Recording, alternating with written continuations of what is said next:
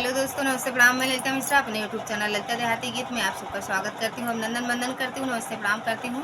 तो आप सब कैसे हैं? उम्मीद करती हूँ बहुत अच्छे होंगे। तो आप सबको एक बहुत ही प्यारा, बहुत अच्छा चुटकुला नाच गीत सुनाऊंगी पति पत्नी का। तो आप लोग सुनिएगा और कमेंट बॉक्स में जरूर बताना कैसा लगा आप लोग को ये गाना। राधे राधे दोस्तों। भर देहल्या पेट राजा बोलिया सुनाई के, भर देहल्या पेट राजा बोलिया सुनाई के, चली जब नैहर बीरन का बोलाई के, चली जब नैहर बीरन का बोलाई के।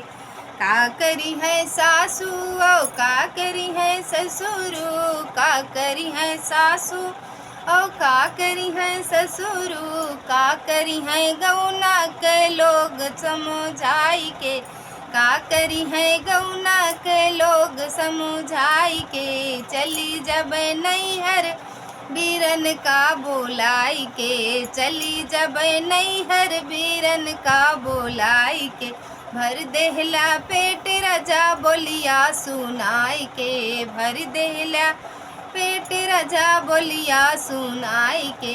का करी है जेठनी ओ का करी है जेठा, का करी है जेठनी ओ का करी है जेठा, का करी है टोला पड़ोस समझाई के, का करी है टोला पड़ोस समझाई के, चली जब नैहर बीरन का बोलाई के, चली जब नैहर बीरन का बोलाई के। भर देहला पेट राजा बोलिया सुनाई के, भर देहला पेट राजा बोलिया सुनाई के।